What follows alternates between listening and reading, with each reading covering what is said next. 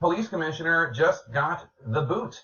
The mayor of Baltimore firing police commissioner Anthony Batts. CNN confirming this story just minutes ago. The mayor is expected to announce her decision in a press conference in a few minutes from now. Let's bring in CNN national correspondent Suzanne Malveaux. Suzanne, you were in Baltimore earlier today. You were meeting with police officers. What's the backstory here? Why did the mayor do this? It's really an extraordinary development that happened here. This is the report that we got earlier today. It was a scathing review of the commissioner, Commissioner Anthony Batts, essentially saying that he failed, his department failing in responding to what was initially civil unrest that turned into these riots. Millions of dollars damaged when you saw those fires, the looters, as well as 200 police officers who were injured. What happened out of this report, essentially, who did the report? So this is the FOP, this is the Fraternal Order of Police. I talked to the president, Gene Ryan, today, and I asked him point blank, because it is scathing, is it time for the commissioner to go? He said, no, this is not a time for him to go. It's a time for him not to step down, but to step up. That was his response. Also got a response from the mayor earlier today saying that this report essentially was a political document, that this was baseless, that it had no useful information. Since then, there was a press conference, and that was supposed to be the commissioner who was going to talk to us at 4 o'clock. That sense has changed. It is now the mayor, and the news from the mayor that the commissioner is out, that he is gone. What's up, fam? I decided to make a video on this topic because they fired that commissioner and the black man, and they hired Commissioner Kevin Davis, the white man, and they spoke about how during the riots that they basically trying to say it was his fault that all the fires happened and police got injured. But my thing is this: they fired him and put Kevin Davis in there. But now Baltimore City has over 278 murders. Now, to me, what is more important? Some property? And I know nobody should get injured, but the police was injured, and that's going to happen in riots. That's what happened in riots. Stuff get burnt up, tore down, and people get injured. But now we got a new commissioner, Kevin Davis, and Baltimore City got over 278 murders, and nobody is saying anything. You know, that just came to my attention. And she fired that brother. Stephanie Rawlings Brake. She's the one that fired her. But this new commissioner that we got, man, we got more murders under him. And it don't make sense to me at all. You know, it's just sad the way people's getting shot and murdered in Baltimore City, man. Every day, somebody is getting killed. Now, I'm kind of new to this YouTube thing, and I was going to make my channel about things that happen in Baltimore City, man. But as I scroll through the videos, man, I see nothing but people getting shot, people getting murdered, kids missing, women missing, and it's sad, man. I don't think I want to fill my page up with that kind of stuff, man. So I'm gonna be trying to find something positive to post, man, because that's probably what we need, man. And it's the reason why all you see in our community is murders on TV. I believe it's a reason for that, because it is a lot of positive stuff going on in this city, but you never hear about it.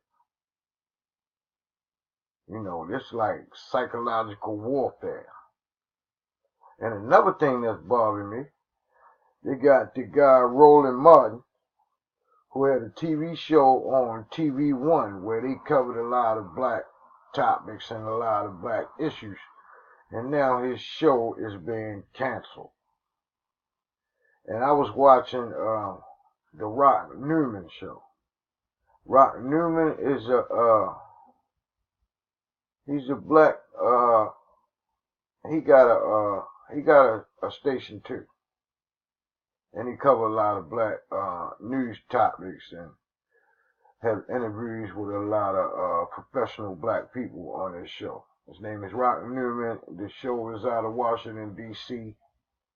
And he had Roland Martin on his show, and they was talking about how the black media is on a decline. It's like a lot of other things.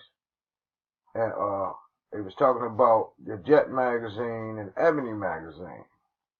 And it just made me think, because I remember coming up, man, we had a Jet magazine, man. We used to love reading the Jet magazine. And I particularly used to like to see the Jet Beauties. And I know I ain't the only one, because there were some fine sisters in the centerfold. Yeah. Most of the time when I got the Jet, when I was young, I would go straight to see what the sister looked like, with the little bathing suits on. But it was a magazine, and it was a very popular magazine. Every home had a Jet magazine in it. Then you had the Ebony magazine. And in Baltimore City, we had the Afro newspaper. Now, I know they still sell the Afro newspapers. I know they got one. They sell them in a pharmacy on North Avenue called the Greenworks or something. It's on North Avenue, about 2 blocks down from Pennsylvania North. It's a pharmacy. They still sell Afro papers in there. But man, those kind of things, man, back in the day, you would see in everybody's house, man. So now, man, it's gonna be hard to get some information on what's going on in our community, man. But you're gonna hear about murders and black people going to jail all the time.